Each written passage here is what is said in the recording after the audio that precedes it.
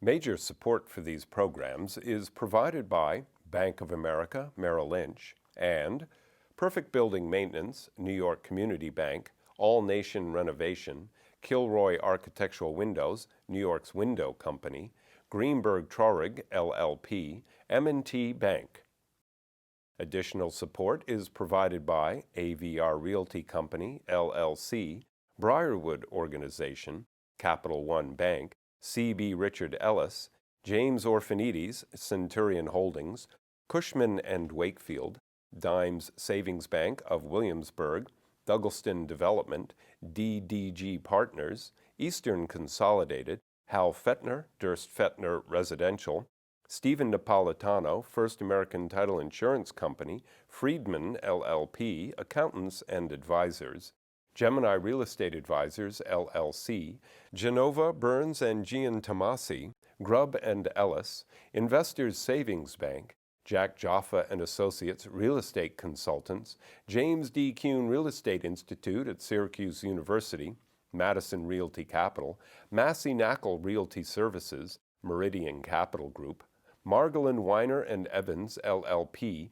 Certified Public Accountants and Business Advisors, Newmark Knight Frank, RAL Development Services, The Spandrel Group, LLC, Siami Development, SJP Properties, Sterling & Sterling, Urban American.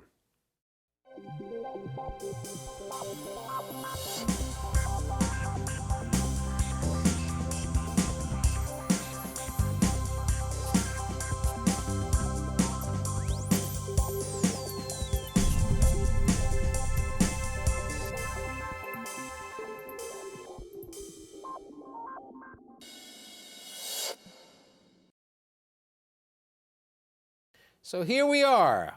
We're looking at snow. We're looking at clouds.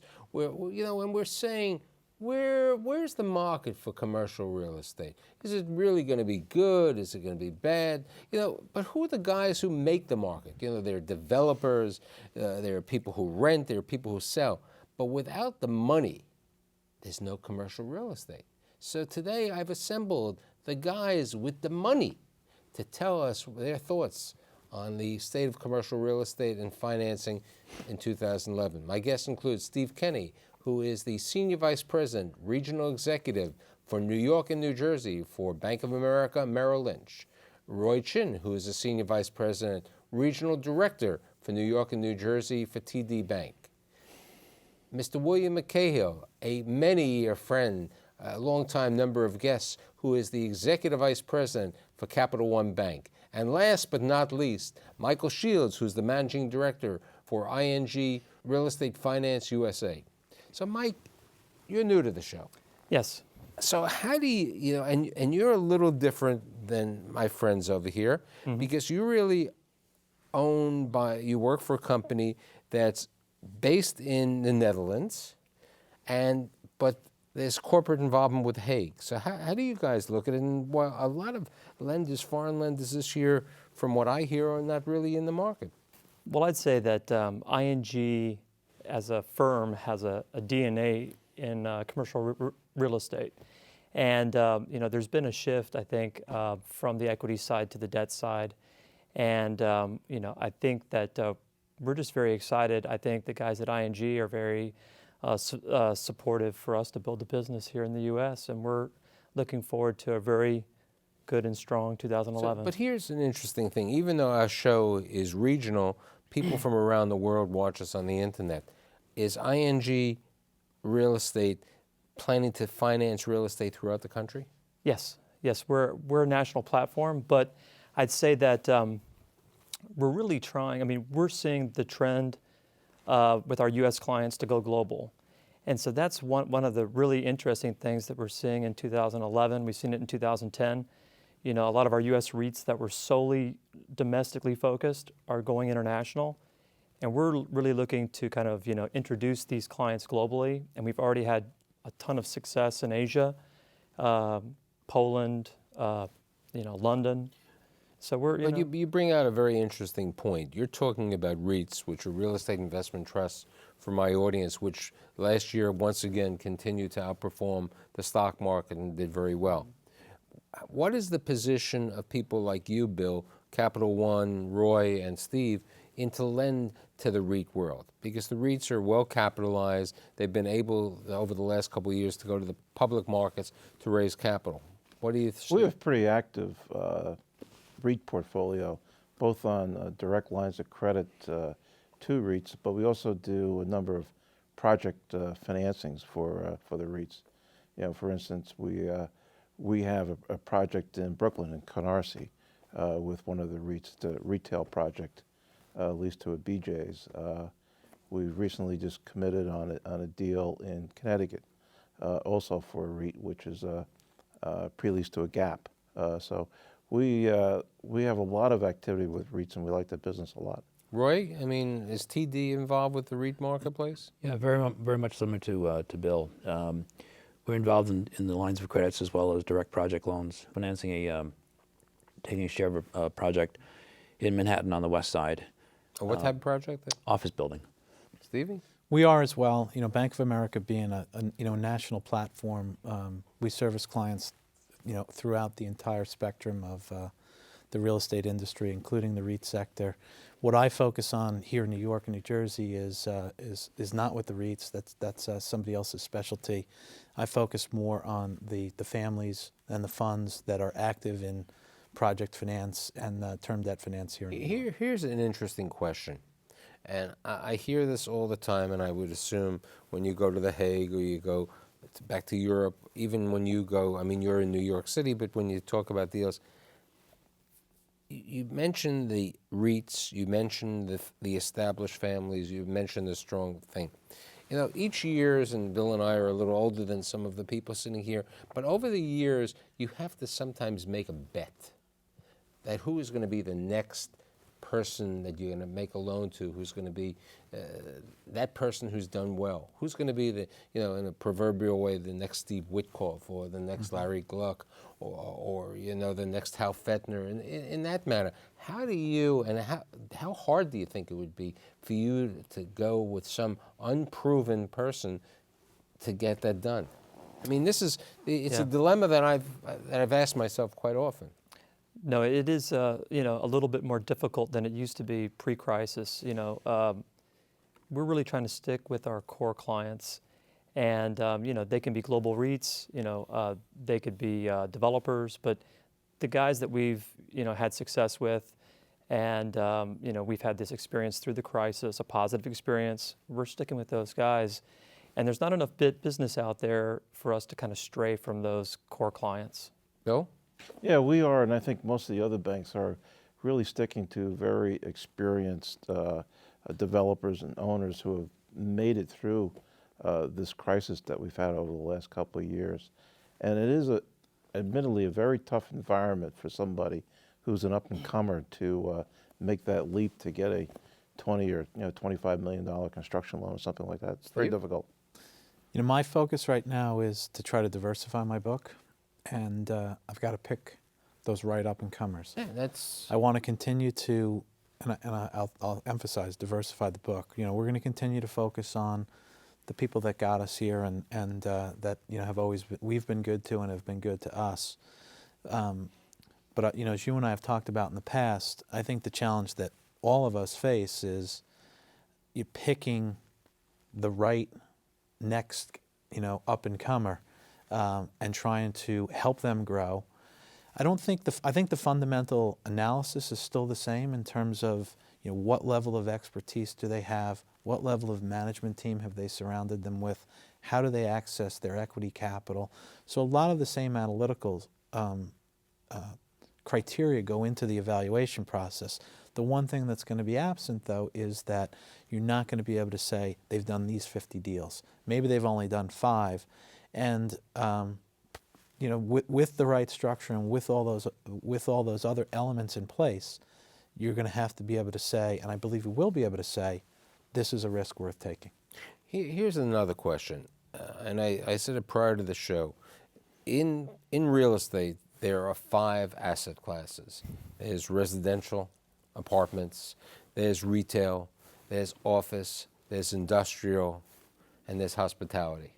And each one of them, which I'm going to ask you, what do you like, what don't you like, But now there's a sixth class. It's called distressed real estate. In this market, would you finance someone who's buying back their own distressed debt or somebody who's buying someone else's distressed debt? Roy. We typically do not finance the debt itself. We're really real estate. We'd like hard collateral. So it's a space we don't really play in. Billy, what about you? You've seen it in all aspects. Yeah, similar to Roy, we really don't finance the acquisition of a distressed note, but we would consider the acquisition of a distressed property. And we have made some financing proposals on projects that are coming out of bankruptcy or coming out of a foreclosure procedure or a deed in lieu, and actually have closed on a few of those deals. Here's the point. I did a seminar a couple weeks ago with the CFOs of Kimco, Related, and some other companies, and the question came out about distress, but the question was more of a different question.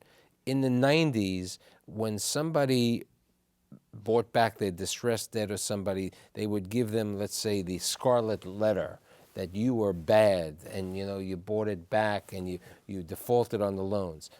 That world that's changed in 2010, 2011. Am I right? I mean, because if it was over leveraged and if the borrower was a gentleman or a woman, who was trying their best, that they didn't intentionally hurt the bank, would you? I would agree. It's an evaluation process, right? When you enter into a transaction, the developer and the bank are both underwriting a piece of the transaction, and so while you always expect the developer to stand behind the transaction, at some point it's not economically feasible for them to stand behind the transaction. And that reality in what we just experienced, what I call the 500-year flood, became all too prevalent in too many asset classes in too many cases. What our experience has been, though, is that by and large, most of our clients did stand behind the asset. They worked with us, day in, day out, day and night, to try to preserve or to find a way to, recapitalize the enterprise, recapitalize the entity, re-engineer the business plan so that they could, in fact, realize a portion, if not all, of their equity somewhere down the road. So at least you didn't say, hey, even though it was a wrong time leverage, you tried your best, I'm going to continue to do business with you. Correct. Do you think a company like that, who might have been borrowing from you or someone who's coming to you for a new thing, do you think that when you went to credit committee, you'd get that approved for somebody like that? It really depends on the individual circumstances of the situation that we were in. There's situations where it was a very tough, workout, restructuring, negotiation. But if we think that really they were playing up front and fair, we would continue to do business with the client. Billy? Yeah, you have to look at each circumstance and see the way that borrower behaved in the situation. I think that's the key, Yeah. the way they behaved. Yeah. And if we see that there's some sharing of the pain, et cetera, and the borrower did things that were reasonable, we would definitely do business. I mean, we have a case where a major developer, we've actually lost some money. In the old days, you go on the list and that was it, you were done. That's why I said that. But The scarlet letter. But overall, this particular individual performed extremely well throughout the portfolio that we were financing, and we think extremely highly of this individual, even though we lost some money. So here's a question. I remember, and I did this about a year ago when Roy was working with the Bank of America, and I had done a little seminar for your team, for all the bankers, and I told the story about S.L. Green and the Canadian partner when they refinanced the building on 1515 Broadway, that they had to put in additional capital. What's going to happen in 2011 and 2012 is we're going to have borrowers who unintentionally had over-leveraged situations, and they're not going to be able to pay the rents aren't going to be able to meet the situation. You have that circumstance, you may have a loan like that, SL Green stood up to the plate. Another REIT could stood up to the plate.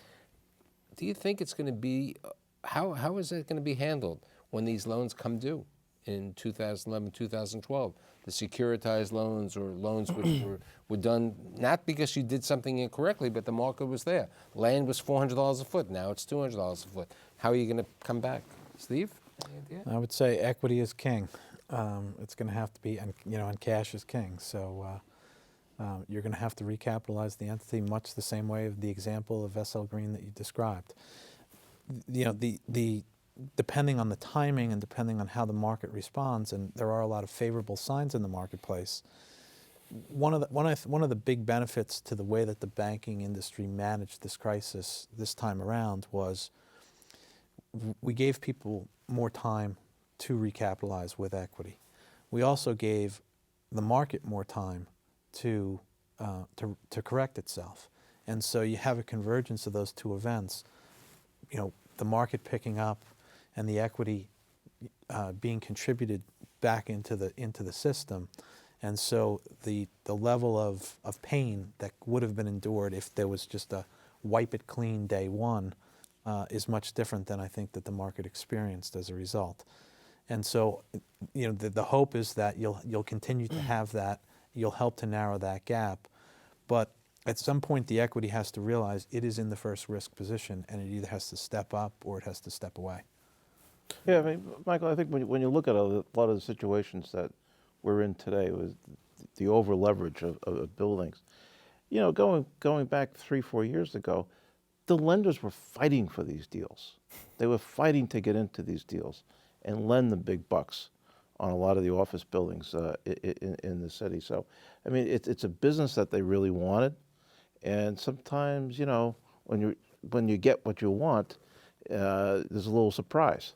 And eventually, this debt has got to clear the market, and it's going to clear the market. Like a Peter Cooper Stuytown. There's going to be some big losses. So here is my question: 2011. What do you want to lend on? What are you lending on in the local market? I know nationally. Yes. What type of deals? We were talking about Times Square. We're talking about apartments. What does ING want to do? No, it's retail, office, and apartments.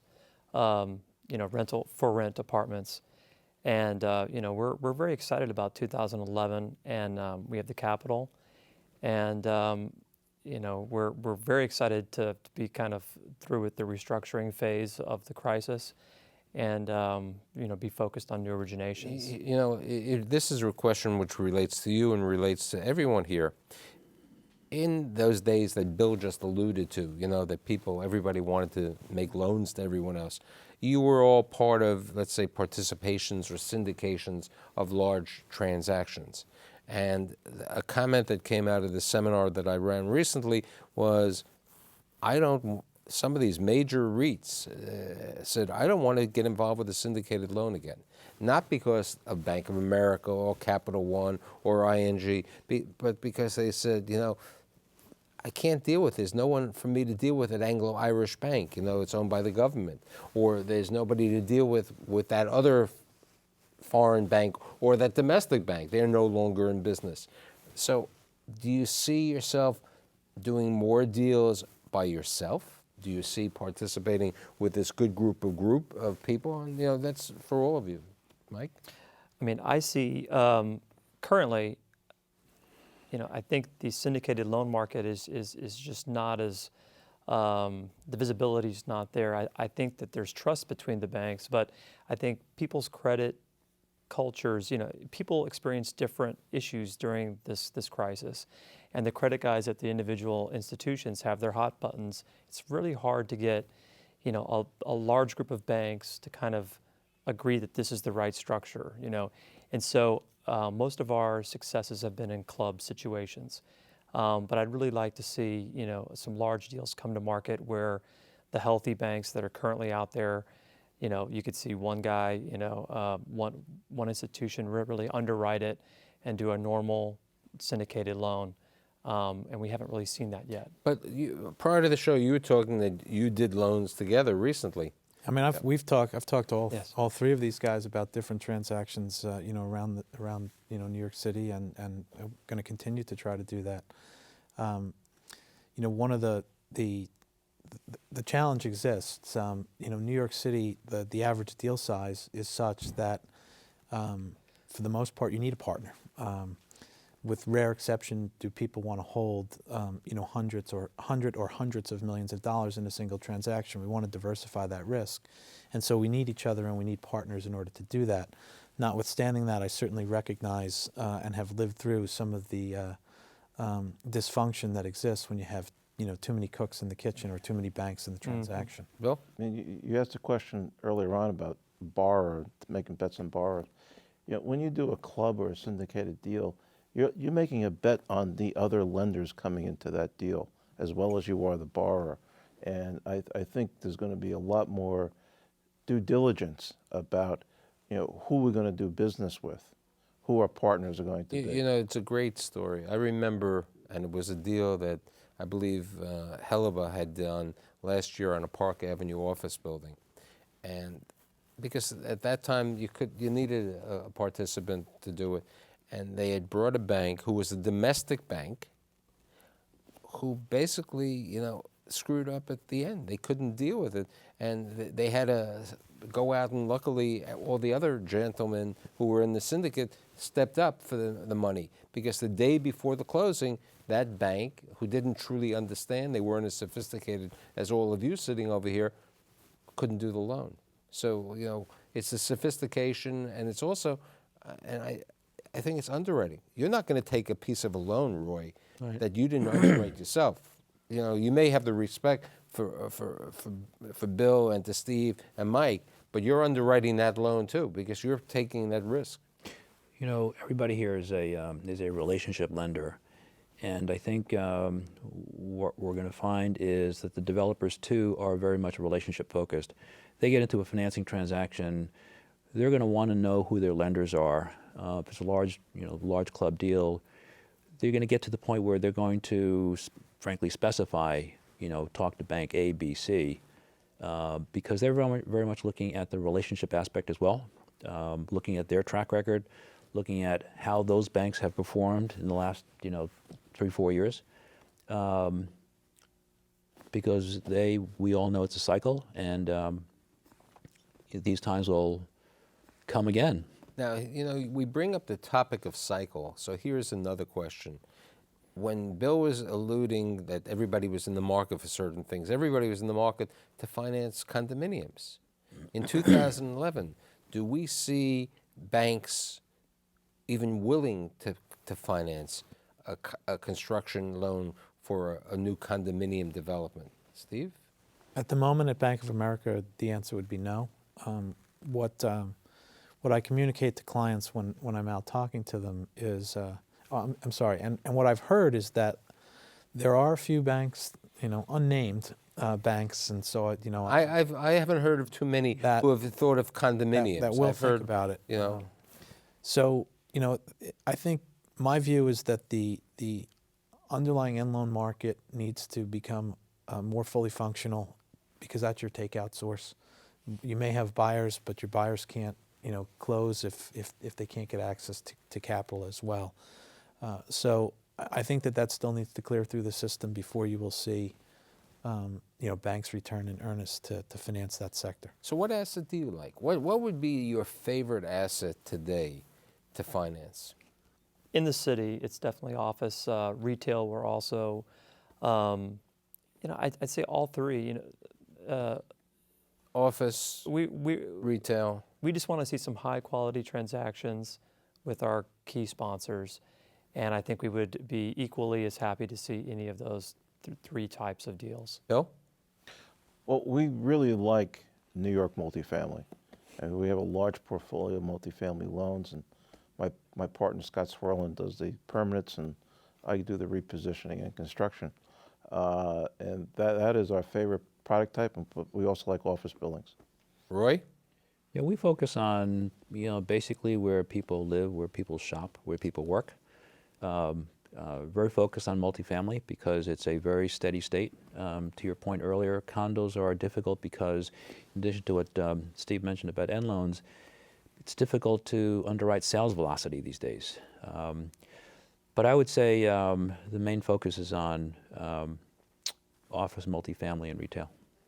Now, what about, we were talking prior to the show that the first market that did terrible in New York was the hospitality, and the first market to rebound right now is the hospitality. How do you look at hospitality in 2011, Steve? We're encouraged. Just to tie back to the earlier question, we look at things much the same way as the other guys here on the panel. In terms of a particular asset class, what I really want to do is I want to try to diversify so that we do have a component of multifamily both on the construction and on the longer end of the curve, as well as office and retail, so that you can fund assets day one and build your book more rapidly. In terms of hospitality, historically we have not been a big hospitality lender. It's a very small component of our existing portfolio. That said, the market fundamentals are very favorable. We have closed on a transaction out in New Jersey sometime in the fourth quarter for a portfolio, and we're actively looking at several transactions right now, both here in the city and. Mike? No hotels right now. I think we'd rather just focus on the other property types. Billy? We have a very limited appetite, I would say, for hotels. We are doing a couple right now, which I think are Unique circumstances. Unique opportunities. And when we see something like that, we'll do it. But it's not a large part of our business. So with 27 minutes, I'm limited to talk, but I will promise that later on in the season and in the new season, which starts in next September, I will have all four of you back. I'd like to thank Steve Kenny, Roy Chin, Bill McCahill, and Mike Shields. See you next week.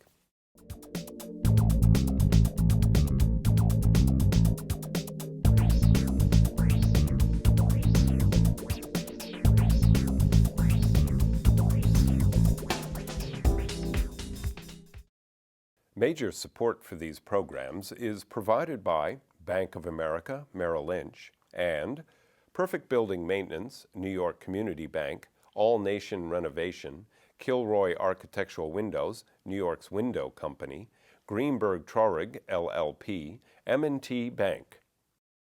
Additional support is provided by AVR Realty Company, LLC, Briarwood Organization, Capital One Bank, C.B. Richard Ellis, James Orphanides, Centurion Holdings, Cushman & Wakefield, Dimes Savings Bank of Williamsburg, Douglaston Development, DDG Partners, Eastern Consolidated, Hal Fettner, Durst Fettner Residential, Stephen Napolitano, First American Title Insurance Company, Friedman LLP, Accountants and Advisors, Gemini Real Estate Advisors, LLC, Genova, Burns and Gian Tomasi, Grubb and Ellis, Investors Savings Bank, Jack Jaffa and Associates Real Estate Consultants, James D. Kuhn Real Estate Institute at Syracuse University, Madison Realty Capital, Massey Knackle Realty Services, Meridian Capital Group, Margolin Weiner and Evans, LLP, Certified Public Accountants and Business Advisors, Newmark Knight Frank, RAL Development Services, The Spandrel Group, LLC, Siami Development, SJP Properties, Sterling & Sterling, Urban American.